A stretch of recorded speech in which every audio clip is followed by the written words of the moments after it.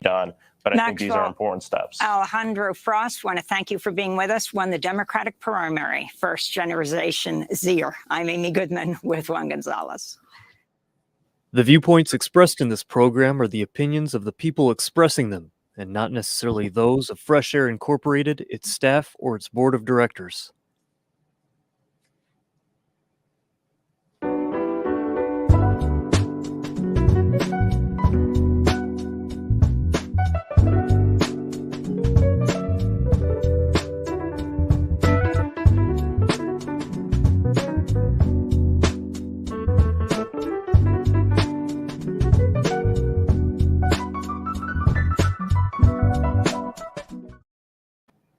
I'm Al McFarlane. Welcome to The Conversation with Al McFarlane.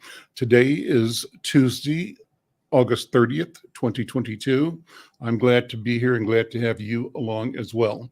I want to begin by reminding or telling you that I've got some tickets to the State Fair, and I'd love to have my listeners today, if they are thinking about going to the State Fair, find a good reason to go. And what you can do, if you're interested, is send an email to me. My email is al@insightnews.com. And after the show, I'll see who sent emails, and we'll have about 5 pairs of tickets to give away. What I will do is bring them by the station, and you can come to the station and pick up your tickets. Go enjoy the Minnesota State Fair.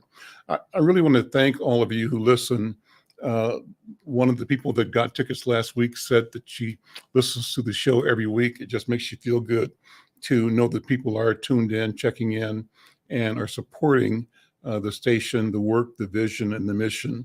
And so if you have been a regular for The Conversation or Conversations with Al McFarlane, we want to hear from you. We thank you, first of all, but we want you to show up even more. Let us know who you are, where you are.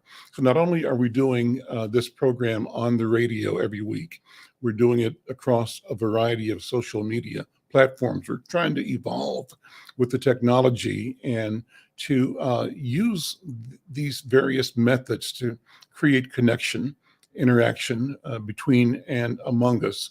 So as I've said, we broadcast or podcast or webcast this program directly to the Black Press of America through the website called Black Press USA.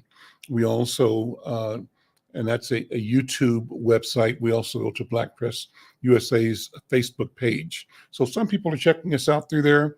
It would be cool if you're tuned in to one of the Black Press USA platforms to let us know where you're connecting from. If you're out east or across the river, across the pond in Europe or Africa or in the Caribbean, drop us a note, either in the chat here or in one of the ways to respond on your social media tool that you're using, or send me an email, al@Insight News. I'd love to hear from you. So we've got the YouTube and Facebook for Black Press USA. We're also distributing this through the Insight News Facebook page, the Insight News YouTube page, and my personal Facebook page, but also through LinkedIn and through, I think the other one was Twitter. So wherever you are, if you are connecting, hearing, listening, we want to thank you first of all, but invite you to show up. Send me a message one way or the other to let me know who you are and where you are. And again, my thanks, my gratitude. Let me also begin by bringing my co-host in, my partner, Brenda Lyle-Gray. Brenda joins me every day from her home in the mountains in New Mexico. Brenda, how you doing? I'm fine. Very glad to be here. Well, glad to have you here as well. We had good programs yesterday and all week.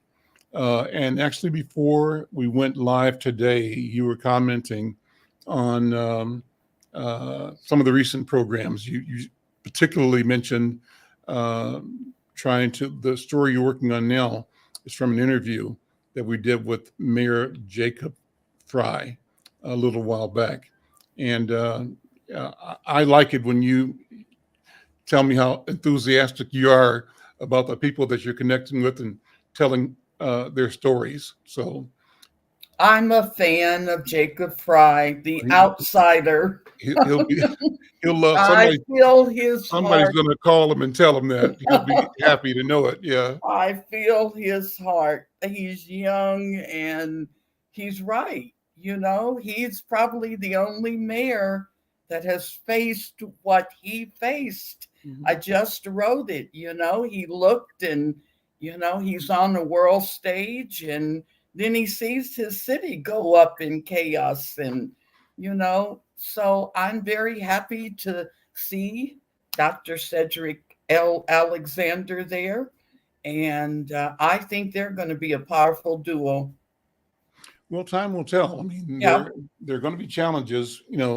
The impetus behind this attention on Minnesota in general, Minneapolis in particular, obviously, is the murder of George Floyd, 2 years plus now. And that changed the game for everybody, or did it? That's the question coming up now, because it seems that our nation and even the world, certainly our community and the political and financial corporate leaders here came forth with grandiose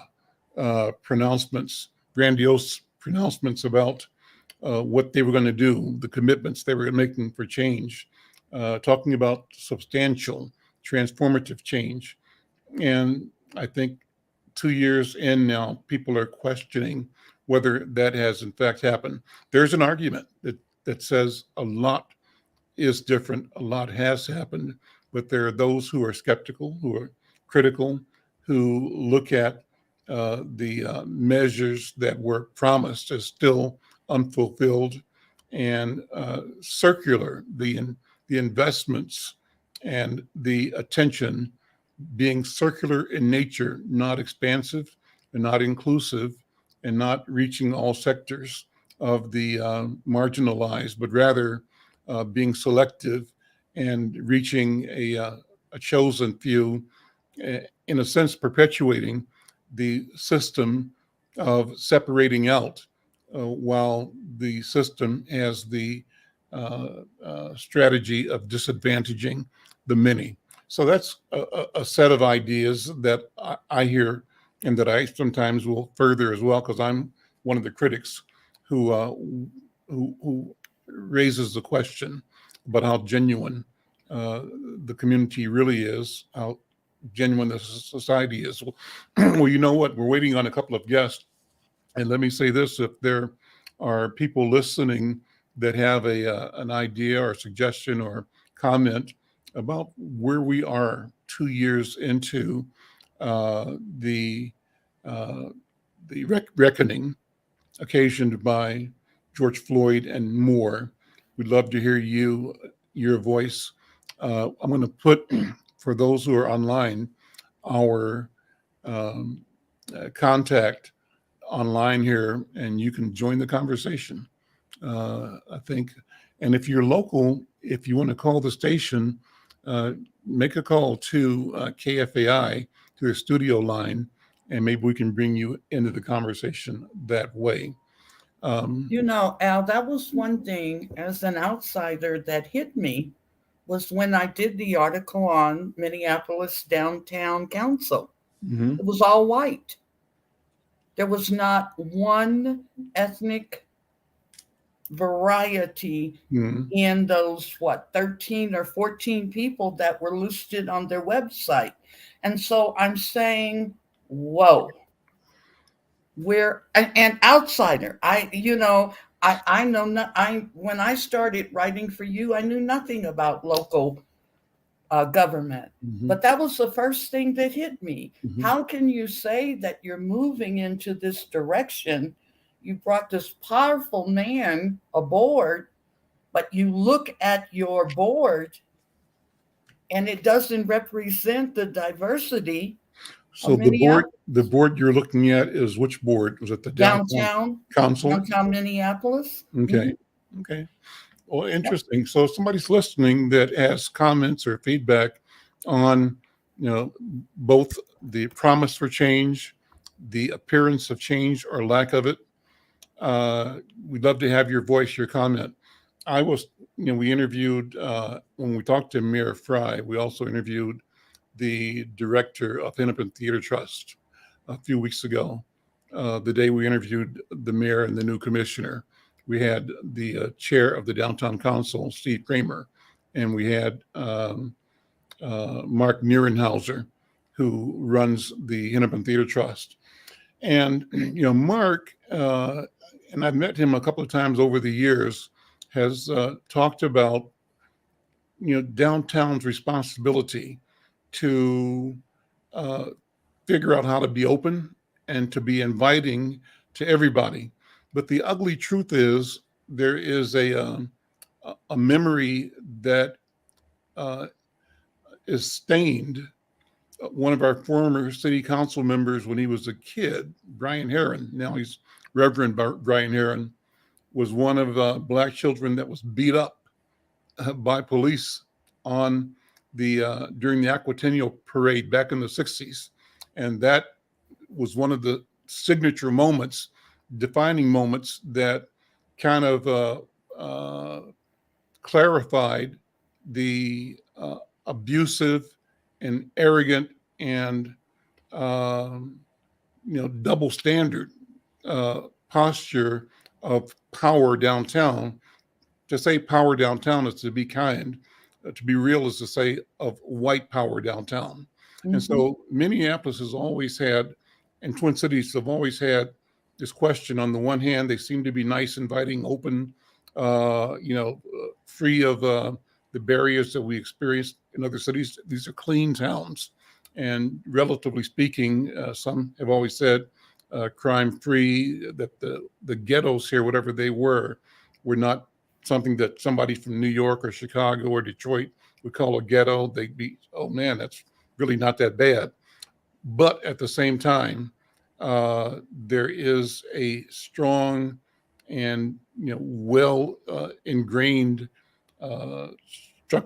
structural barriers that depress and reduce, that manage the ascent of Black people broadly.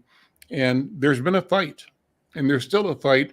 And Brenda, I tell you, the fight is still coming. We're not through it yet. It's not over. Tell me about it. And in fact, I think I can say that people are sick and tired of being sick and tired. We are Fanny. Let me use that too. We are Fanny. and there's a demand for reparations as well. I'm using all this to segue and announce the introduction of my guest and my friend. Hold up before you go, though. Did you see where Diana said the chamber is the same way, all white? Yeah. Well, yeah, I just love her. Thank you, Diana. Gary Hines, jump in here. Gary, how you doing? How you doing, my brother? Man, good to see you. We're being again, radical, Gary. I'm sorry. And my sister. No, please don't ever apologize for that. Ever. We're being a Michael Chaney and being very, very candid. Candid is good and necessary. We even Sounds of Blackness, after our brother George Floyd was murdered for the whole world to see, Black radio was looking for Sounds of Blackness to come with another optimistic. And we told them that that's not going to happen. There's too much anger. There's too much righteous indignation. We don't need a sedative. We need a stimulant. And so the stimulant was the words of Fannie Lou Hamer, as my brother Al just said, sick and tired of being sick and tired. And we followed that up with time for reparations. So yes, that righteous indignation, that anger, that intensity is don't ever apologize for that, my queen. And especially when they say, well, there might be rioting in the street if you put this crook in jail. And I told Al, I said, I'm done. Isn't that something? I'm really done. If that had been Barack, he would have been hung in Central Park. That's right. I'm sorry. That's right. Al knows. I read that, Gary, and I sent him, Youssef and John Lewis an email, and I said, I'm mad. What about our children? Yes. And congratulations on your work with the Dolores Works. Those kids gained so much this summer Oh, thank you. from your involvement, because they don't get a lot of music. Yeah. So kudos. But you know, what can we say about Sound of Music? That's another subject. Sounds of Blackness. Sounds of Thank Blackness. you. Great. Thank Or you Sounds so of Blackness. I said Sounds of Music. That's Yeah. my That's all right. favorite movie. Thank you so much. Yeah, shout Yeah. out to our speaking of Queens, Sister Dolores, Dr. Dolores. You know, Oh. we love her. In the words of Duke Ellington, we love her madly, and honored to be a part of Dolores Works and Passion. into the future as well, representing Sounds of Blackness and representing the music of our culture and passing it on to the younger generations. And you know, Gary, Steve is impressive too. I'm a former educator, and to have an administrator like that, oh, Richville is rich.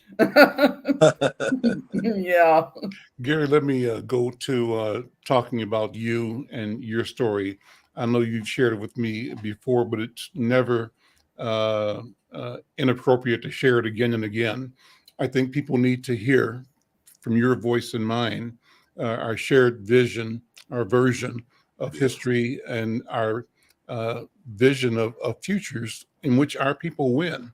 And so, with that, let me first of all say to those who are listening, I'm Al McFarlane. You're listening to The Conversation with Al McFarlane. My guest is Gary Hines, the founder and leader of Sounds of Blackness, and just a great, great human being. So, Gary, again, thank you for being here. Let me just sort of ask you about your story again. I've asked you this before. You've told me before. I love hearing it. You started off, you're from New York. Yes, sir. Proud native of Yonkers, New York. And so shout out to the East Coast. You mentioned New York just a moment ago. And a lot of people ask, well, how did the Hines family get here? Well, I know you know that in the 50s and 60s, the Twin Cities was actually a jazz mecca. Ellington, Basie were here all the time. There were venues like the Marigold Ballroom, the Prom Center, where they would play. And that lured my mom, the late great Doris Hines, who in her own right was an internationally renowned jazz singer, which I know you know as well. And she was booked for 2 weeks, Brother Allen, and was held over in the Twin Cities for a year. I mean, just selling out every night. Oh, wow. And I say that to say she fell in love with the Twin Cities and moved us here from Yonkers, New York. And as they say, the rest is history. Tell me about growing up in New York. How old were you when you left, Gary? And what was life for you and your family in your early life? Moved here to Minneapolis, Brother Al, at age 12. And, I'm the youngest of six. My 3 boys, 3 girls. I'm the only surviving brother right now, but love to my 3 sisters. And growing up in New York, we were multicultural in our neighborhood in Yonkers before that term even became in vogue. And right on our block, were Black, Irish, Italian, German, Jewish, Cuban, Puerto Rican. And the reality of it was one day we were playing stickball in the streets together. The next day we were beating each other's brains out. It's just the way it was. Okay. And moving to the Twin Cities in the mid 60s at the time was like moving from New York, was like moving to another planet. The Caucasian people that we saw back in New York were mainly dark hair. I mean, Italian, East European, all that kind of thing. We came here to Twin Cities and everybody was blonde. It's like, where's all the Italian, where's the, Cubans, Puerto Ricans at? Where's everybody at? Where's the Black folks at? Kind of thing. But we found a very dynamic Black community here, especially musically. And again, that's what drew my mother here to it. And so we found out very quickly that though the Black community was very small here, was very vibrant and very vital, especially musically, as I said. There were groups here that R&B groups that would have rivaled any Motown group. Showtime Part 1 and 2, Philadelphia Story, Midwest Express. It goes on and on. Blues artists, Jimmy Jam's dad, the great Cornbread Harris, Mojo Buford, gospel artists, Thelma Buckner, Willie Hale, in every genre. It was vibrant, and of course, with jazz, not only my mom, but so many. I mean, Jimmy Hamilton. The main names go on and on that she worked with, and so all of that vitality was here, despite the small numbers. And so I always remind people that Jimmy Jam, Terry Lewis, Prince, Gary Hines, for that matter, did not just appear. We emanated from that. I mean, all our parents, we know that Prince's dad, was a prolific writer and musician as well, as Jam and Jimmy Jam's dad, and Cornbread and his mom, a piano teacher, Terry Lewis, and of course myself. And so we evolved from something. It didn't just happen. And I think the small numbers actually made people cleave unto each other rather than just to be absorbed by the majority culture. So talk about age 1 to 12 in New York. What do you remember? What pops in your mind when you reflect on being an infant? What are your earliest memories? I'm guessing maybe your memory goes back to 3 years old or 4, or maybe even younger. What are your earliest memories? Earliest memories of back in Yonkers, New York, include not only just how culturally rich it was in Yonkers, especially on the Black side, and in our family, in our household.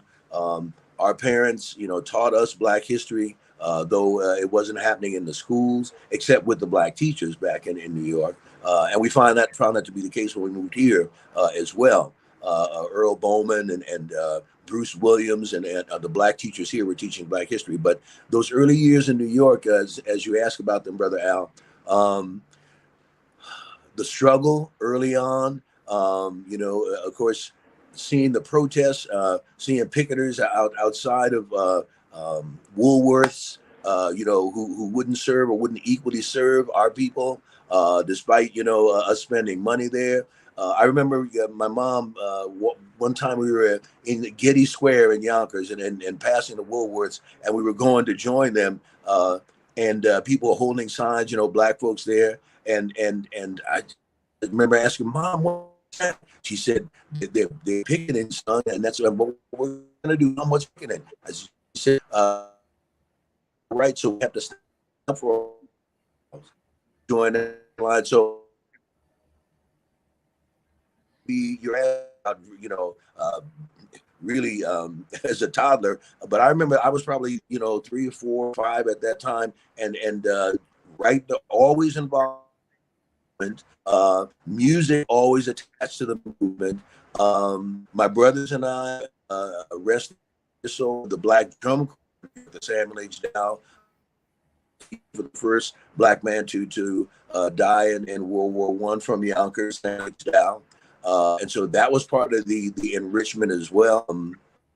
And so much going on culturally in Yonkers, in the community centers, in the churches, in the homes, in the streets. We were blessed to be a part of and to bring with us here to the Twin Cities. You have Caribbean roots as well, right?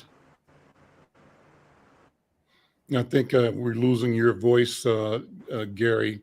You may have to, sign off and sign back in, because in the last part of the interview, your voice was degrading a little bit, or not as strong as it normally is. Okay, am I back now? I think you're back now. Right now you are. So, okay. I was going to ask you about, you have Caribbean roots as well, right? That's right. Yes, I often say, that we may be and probably are related, my brother. But my dad's side of the family, the Hineses are from North Carolina, and actually Laurinburg and the same hometown as the great John Coltrane. Growing up there, they have a great bronze bust of him. But Mom's side of the family, which is what you're alluding to, from Kingston, Jamaica. And that's the pride. That's I'm sure why at the center of how and why Mom was such an unstoppable force of nature Jamaican roots mixed with a New York attitude. I mean, what you gonna do with that? And she brought that, of course, as I know and remember, to her music and to Minnesota, and to her activism as well here. Spike Moss spoke so eloquently at her memorial service.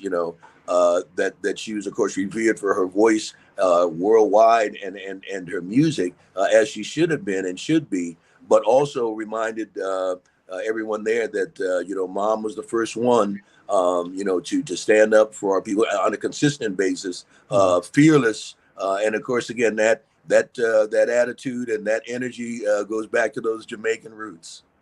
Well, the word that comes to my mind when I think about Doris, your mom, is spellbinding. She cast a spell on the room wherever she was. Everything changed when she entered, and particularly when she spoke or performed. It was spiritual all the time and palpable. You knew you were feeling something that was tangible and touching you internally and touching you in a way that connected you to history, but also that opened in you possibilities for futures that allowed you to reflect and to contemplate your own potential, your own greatness. And so, great to speak about her and about our family. Have you done, I saw you once, I think, Gary, when the first time I went to Ghana, I think when I was going into the airport, you were leaving the airport. Yeah, we met in the airport in Accra. We didn't meet there, but I saw you there. And I think you and the Sounds had performed in Panifest 94, I believe. Is that what it was? 94, That's exactly what it was, under the auspices of our dear brother, Stevie Wonder. Yes. Wow. Talk. Was that your first time to Africa or not? It was, and we're believing that it will not at all be our last. And I would urge every one of your listeners and viewers to make it, if you haven't, to make it part of your life's goals, to make at least one journey to the motherland. You'll never be the same. I mean, even Richard Pryor told us that, stop using the N-word, came back, and and you'll never be the same. So that's right. My daughter was in Accra. Is Accra? Anyway, she was there for the Ghana Film Festival. And so she went to the slave caverns. Yes. And she wanted no one around her. She told Bill Dukes, y'all just go on your own. I want to take this for me. Yeah. And when she came back, she wasn't the same. Yeah. Yeah. And Gary, when you talked about your mother, I think of Maxine McFarlane. She never took no for an answer, and revolutionary spirit. A lot of our parents on that 28th Street Santa Fe place corridor. I mean, it was like, we'll do the fighting. Here, Al and I were sitting on the floor in our kindergarten class, and our parents were outside with picket signs because it was a dance hall. They had burned our school down, but that picture was so profound because there they were with handmade signs saying our children deserve books and desks. Yes. So it reminded me a lot of some of the parents, and Maxine McFarlane was up there. It was I don't know if I've told you this before, but Brenda and I are classmates from age 5. Oh, okay. No, I didn't know that. Both went to kindergarten together in Kansas City. Okay. And so that makes us hanging out today and every day even more special, because we have the power of the lens of history, of personal history, right? And so it's been so important to me. I've learned so much from all of you. I would have never known. My children were big fans of Sounds of Blackness, and I would listen to some of the gospel pieces, but boy, they were in it. Yeah. I think I told Gary one time, Brenda, I was at a NNPA, National Newspaper Publishers Association convention, and there was a woman who was either a publisher and a lawyer, or maybe somehow, I forgot what her particular role was, but when we introduced ourselves and I said Minneapolis, she just stopped and said, "Sounds of Blackness," right? That was, Yeah. that was her next word. And he said and testified to how optimistic was changing her life. And it wasn't like it had changed her life, it was still changing her life, right? And so Oh I my think a lot goodness. of people on the planet have that experience that you were responsible for. I'll use the word conjuring, for Mm, creating, mhm, for divining. mhm. I'm using these words with intent. That there's Yes. something, that showed a different way of viewing the world. I call it now an Africana way of knowing. And Yes. that's what you expressed and delivered and continue to deliver, a sensibility, that is so deep rooted that it's not just what's in the body that you occupy, not just within your skin, but through that and from within that, it really is connected to antiquity, Yes. and therefore connected to eternity. And Yes. so, in that spirit, Gary, I think that where you live is in, and you walk in the power of the infinity of now, this moment, Mm. this second, this breath, right? And from my point of view, as I see you, your work and your life express the power and the shaping of reality that knowledge brings with it. So I'm going on and on. You can respond with that or not. Well, bless you, my brother, and sister. One of the things, even before I respond to that, one of the many things that I love and admire about Big Al, as I call our brother, is his eloquence and vocabulary is like second to none. My I just farmer students pull out the dictionary because they can't, yes. he had a couple words the other day, and I get this text. What did he say, V. Gray, and how do you spell it? It was that infatigable or whatever it was. They Indefatigable. it Yeah. had those kids going. That was so cute. So I understand, Gary. Believe Yes, me. yes. Like I Such said, I've learned a lot. well, that's two of us, and to respond to what you said, my brother. First of all, thank you. It's all only by the grace of God. I ain't got a whole lot of sense, but I got enough to know that. And Yep. by the grace of God and His manifestation of what I call ancestor energy.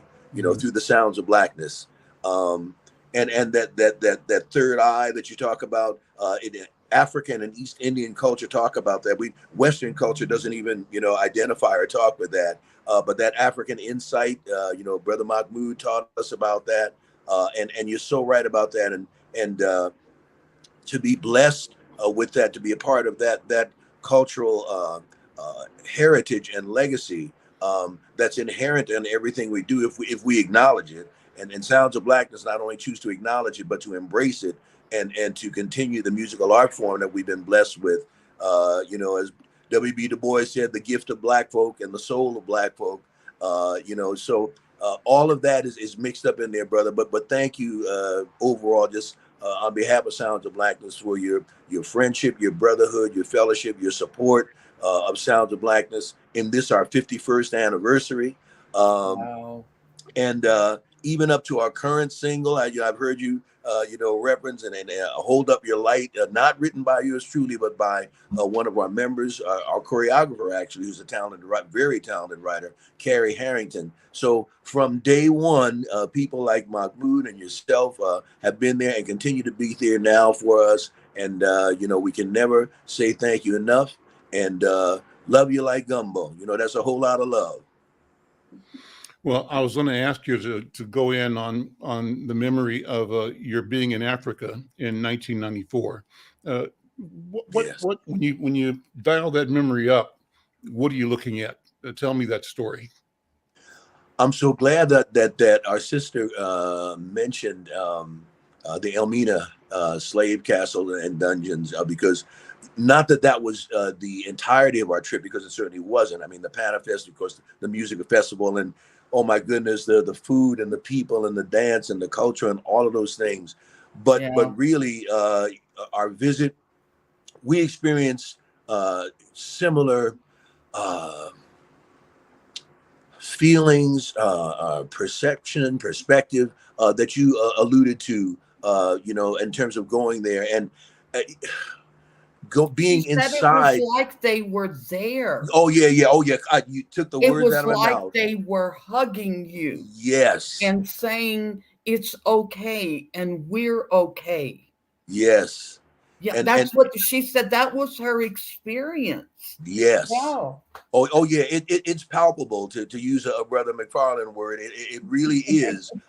It being that ancestors' energy and their spirit and their spirits and their presence, not only in the castles, but I mean just throughout the continent. Just when the first thing that happened, I'll never forget this, Brother Al. Speaking of our memorabilia from our Sounds of Blackness sojourn to the motherland, after singing about it for a quarter of a century and finally getting there again. Thank you, Stevie Wonder.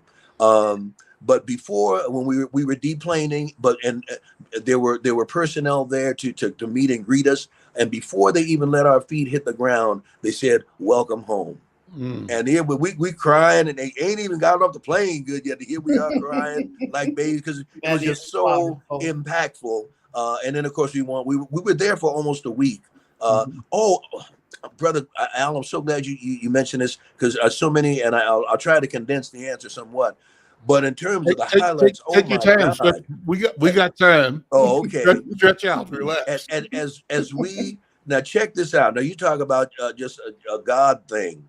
So here we are, Sounds, and I believe about 18 or so of us, 20 of us went, our singers and band.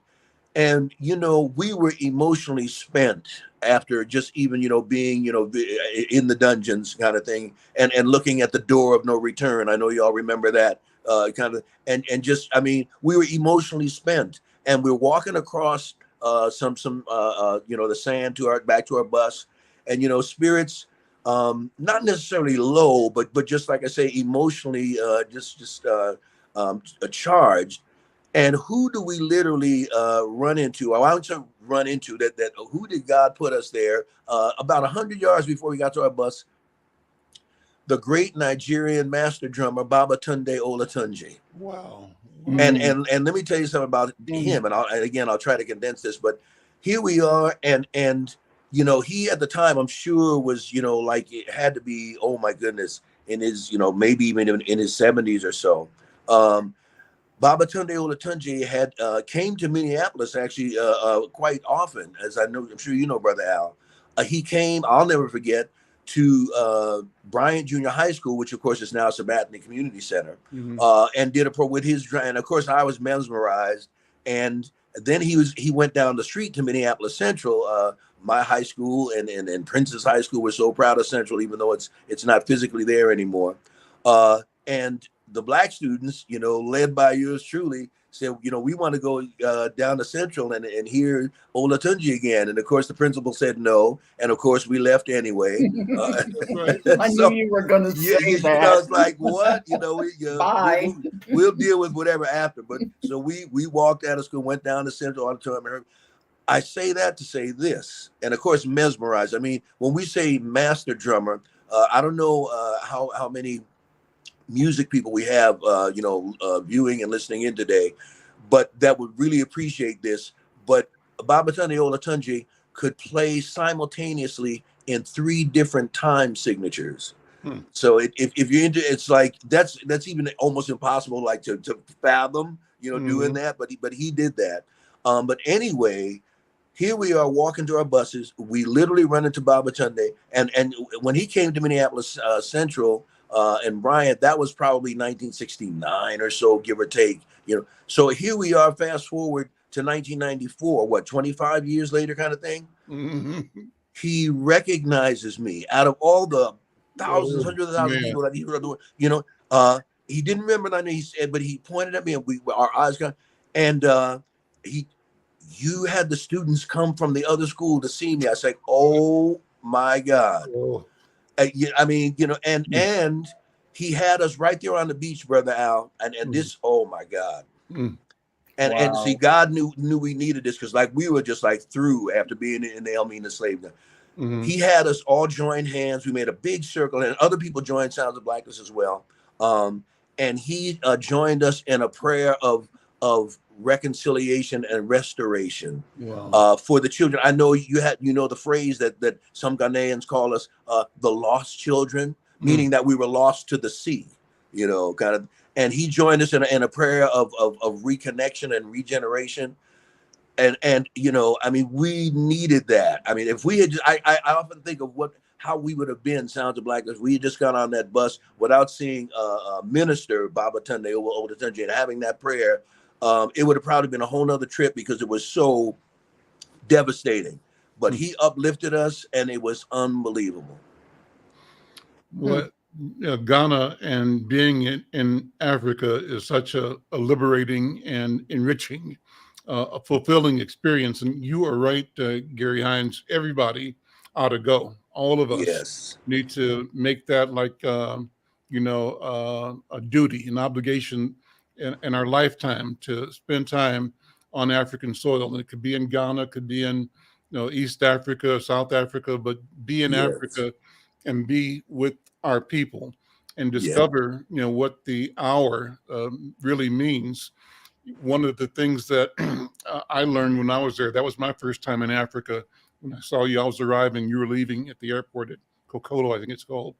And either that time or at a later time, I heard that our mutual friend, Judge Pam Alexander, who was on a subsequent trip. Brenda, I was there as part of a group that Babington and Stair Step organized. They had a system where they would take elders and young people on a 7 to 9, 10-day journey that included, a couple of days in Accra, a couple of days in Kumasi, a couple of days in Cape Coast, visits to the castles, the slave dungeons at Elmina, and also the one at Cape Coast, a visit to Aburi, which is the carving village, and a visit to the Kenti village as well. What's the Kenti village's name? It'll come to me in a second. But it's a town where everybody in the town, you get off the bus, out of your car, and everywhere you look, people are sitting on the ground or on low stools with looms, and they're weaving Kenti. Kenti, beautiful, beautiful, beautiful, being created in front of you. And the same thing is true of Abure, the carving village. When you get off the bus there, all you see is chips of wood all over the place. And guys are carving, sculpting. Brenda hasn't been there, but you probably have seen those two statues I have at the entrance to my office. I bought those from the artist in Aburi. And we poured oblation, I think is the right word, or poured libation, isn't it? Libation might be the right word. Why did I say oblation? Let me think about that. Right. So I'm going to look it up myself. One thing that both of you are talking about, the motherland, what I find fascinating and just embracing is the fact of how they come to the United States and they adapt. So they have adapted to two different cultures, and their education and their work ethic and their language capacity.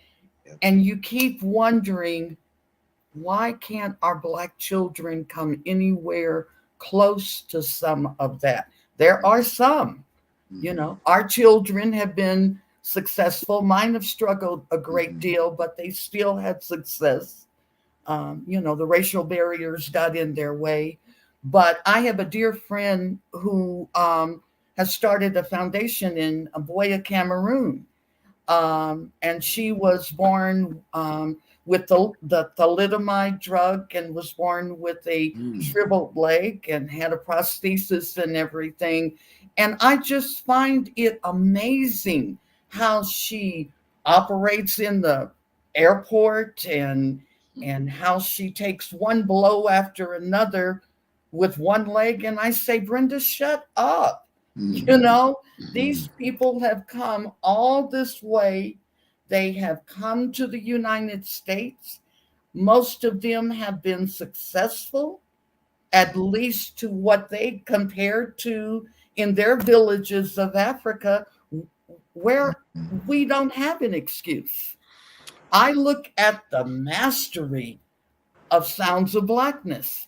Look at how powerful those young people are. And there should be ladders when we look at what these African citizens come over here, fight for visas, fight for, some of the amenities that the whites get. And it's a constant struggle, but they keep on going. And, we are reminded every Friday with the master of African knowledge of knowing with Dr. Bravada Garrett Akinsanya, reminding us of how close our African ancestors are guiding us. It's powerful. Yes. Gary, what do you so when you think back about ancestry, how does that show up in your music, both intentionally and also in ways that surprise you? And as you form that answer, what does the future hold musically, performance-wise, mission-wise for you personally and for the Sounds of Blackness movement? Well, one of the reasons, by way of answering you, Brother Al, one of the reasons we call the motherland, that implies giving birth. And one of the many things that the motherland has given birth to, of course, is our music. Even centuries removed from the continent, in terms of the diaspora, I often say you can take the African out of Africa, but you can never take the Africa out of the African. And so there is no Black music without the motherland. I mean, from the first manifestations and orientations of it, I mean, the work songs and the field hollers, the ring shouts. This is before we even talk about blues and gospel and spirituals and all of that. Work songs, field hollers, ring shouts. I know many people aren't familiar with those styles of creativity and with those terms. Don't feel bad about that, but you don't know that because you weren't taught that. Okay. But the African presence and influence is always there. So as Quincy Jones says, from bebop to hip hop, I remind my brothers and sisters that are hip hop aficionados today, and I'm one as well, that they're often astounded to hear this, but the idiom of putting prose to rhythm is eons old. Okay, nothing under the sun is new. And they're like, wait, I thought Bronx, 1970s. I said, yeah, that reincarnation of it, yes, happened and is still happening. But African prose to rhythm into the drum is not only centuries, but eons old. So everything from hip hop to bebop to gospel, I remind and I would do this a lot, especially in the 70s when many of not all, but many of our churched sisters and brothers did not relate or want to relate to being African people. And I would remind them that the way they shout, dance, and sing, that's very West African, that the so-called holy dance. So look, that did not come from Europe. Okay, so everything that we do, it's unmistakable. As Mahmoud El-Kadi said, we are an African people. And so it's inherent in the creativity of all of the styles of music, Brother Al. And then it shows up to answer the final part of your question. It shows up on its own, even when you think you're not going to incorporate it. I look up and see and hear syncopations and polyrhythms that are distinctly African that I hadn't necessarily intended to be there. And so they're there innately, and they also, again, the ancestor energy always takes precedence. So you look down at the words and you say, where did that come from? Exactly. and or the music and rhythms as well. Mm-hmm. Yes. Yep. So, Gary, future. Talk about the future for the sounds and for you. Well, the future for us starts right now, my brother. We just a couple of weeks ago were blessed to release our brand new single. It's called "Hold Up Your Light," and I say that not just to plug the new song, but to emphasize the fact that the current group, Sounds of Blackness, is really Sounds of Blackness next generation. A number of our members are actually offspring of our original members. Oh, cool. And so, it literally is Sounds of Blackness second generation. And yours truly is the only one that's been old enough to be around there the whole time. But so continuing the tradition is first and foremost. When we began at McAllister College back in 1971, our dear professor, Brother Mahmoud El-Kadi, encouraged us from day one, not just to be a band, not just to be a group, but to be a cultural institution. Now, that even sounds like my So I was getting ready to say it sounds just like him. So he told us that back in 1970, 1971. And so we did incorporate, and so that, that when Gary Hines is gone and all the kind of thing that this Sounds of Blackness institution will go on. But for the future for us, I mentioned Hold Up Your Light, that again, not written by yours truly, but by Carrie Harrington, one of our veteran members, our choreographer, just a multi-talented sister. She's the first voice you hear on Optimistic, since you guys mentioned Optimistic. When in the Midst of Sorrow, that's Carrie's voice, but a very talented songwriter. And we just did, speaking of Africa, literally finished like last night, a remix, an Afrobeat remix of Hold Up Your Light. We'll be sending you that like literally any day, Brother Al. I mean, I'm telling you, the brother Maurice Joshua out of Chicago just finished that last night and sent it to us, and it's amazing. So we'll send that to you. So continuing the tradition with new songs, with new writers, and right after Carrie's song, Jamesia Bennett and Nesby's daughter has got a great song coming called You're Gonna Win. And that will take us, up through into the next year. We're hoping to do the night before Christmas again this year. It's been with COVID. It's been actually a couple of years. People are like calling us kind of low level upset. Hey, when are y'all doing the Christmas show again? I missed the reindeer. I missed the dancing chitlins. So we'll hopefully be doing that as well. Sounds exciting. I'm Al McFarlane. This is The Conversation with Al McFarlane, winding down towards the end of our show. Our guest, the incomparable Gary Hines, the founder and leader of Sounds of Blackness, my co-host with me, Brenda Lyle-Gray.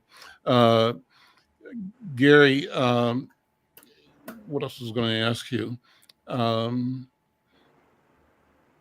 Drawing a blank right now, but okay. Always got something to say. So a question, when you're performing, I ask this to a lot of artists, what's the feeling like on stage in performance? And my feeling as an audience member is I see myself as the witness of something that is happening in which the artist transform or are transformed, and the power of their experience, therefore, by my witness, transforms me. And so I call that acknowledging the presence and the power of the Spirit. But Yes. How does what I have described sound and look to you, who is the conduit and the pathway for this energy, the Spirit? What do you think? I wholeheartedly concur, my brother. And that transformative in the African tradition, the artist, as I know you both know, there's not so much a separation of artist and stage and audience, but it's more participatory and always has been in our tradition. And so the audience is an extension of the artist, as opposed to being a separate entity. And that transformative feeling, Brother Al, it's just, my good, it's overwhelming. It's joy, it's intensity. It really brings home the fact that I love the saying that we're not so much spiritual beings having a human experience. We are human beings having a spiritual experience. And so, and so that spirit takes over. And as you were asking your question, it reminded me, I saw an interview with the great Miles Davis, and he was asked, now, Miles, he was asked by the interviewer, what did it physically feel like when he played his trumpet in concert or whatever kind of thing? He said, what is the sensation? What is it like when you, and Miles said, well, it's like having an orgasm for 2 hours. So, you can't get any more graphic than that, but I get what he was saying. But Gary, when Sounds of Blackness sings Sick and Tired, of being sick and tired. Yes. The first time I heard it, I could just see Fanny. I just can't do it anymore. I'm sick and tired of being sick and tired. Yes. And how many people in your audience, wherever you are in the world, say, yay, I'm tired, and you just feel her out there. You know what? I mean, she was tough. Queen Brenda, I got to tell you, and this is kind of a continuation of answering what Brother Al was alluding to just a moment ago. When Brother George was killed, 5 blocks from where we rehearsed at Sabbatian Community Center, 5 blocks, that has just an extra added significance to me. But I'll never forget, because he was murdered on a Monday, and the first rally was that next night, Tuesday, which is normal, our rehearsal night, as it is tonight for Sounds of Blackness, our vocal rehearsal. But I canceled it, of course, that night, and all of Sounds went to that rally at what is now called George Floyd Square in our hood, brother, 38th in Chicago, and tens of thousands of people there. I'll never forget how the media downplayed how many people were there. I mean, you could not have fallen down if you wanted to. It was like that. And I say that to say this, in terms of passing it on, and your earlier question, Brother Al, I'll never forget, I was in the midst of the crowd and all that kind of thing, and this teenage young Caucasian lady, she had her Black Lives Matter sign, and she apparently recognized me from the group, and she came up to me and she said, hey, Mr. Sounds of Blackness, you guys are one of my favorite groups, she said, and I bet you guys are going to do a song about this. And I'll never forget the next thing she said. She said, but please do me a favor, don't make it a happy song. And I looked back at her and I said, young lady, I promise you that will not happen. And Brother Al, no sooner than I said that, hand to God, as we used to say back in New York, no sooner than I spoke those words, I literally heard the words of Fannie Lou Hamer, sick and tired of being sick and tired. Went home, left the rally a little early, actually. Went home to my, my one-bedroom apartment right here, and was up for a couple of nights, writing Sick and Tired, obviously based on the words of the great Fannie Lou Hamer, 1964 Democratic National Convention, who told the world then, how relevant is it that her words are even more applicable, half a century later. And we've contacted her estate and her granddaughter, Cookie Hamer, not only just to acknowledge that, and we share a portion of any proceeds from them and with the George Floyd Scholarship Foundation. So at Sounds of Blackness, we don't just want to talk the walk, we want to walk the talk. But in terms of how it happens and getting passed on, Fannie Lou Hamer passed it on to me that day. Very, very clearly. We're out of time. Look, we're out of time. This has been so wonderful. It goes so quickly. I'm Al McFarlane. This is The Conversation with Al McFarlane. Thanks to Gary Hines. Thanks to my colleague, Brenda Lyle-Gray. We'll see you next time. Take care. Thank you. Thank you, Gary. Thank you now.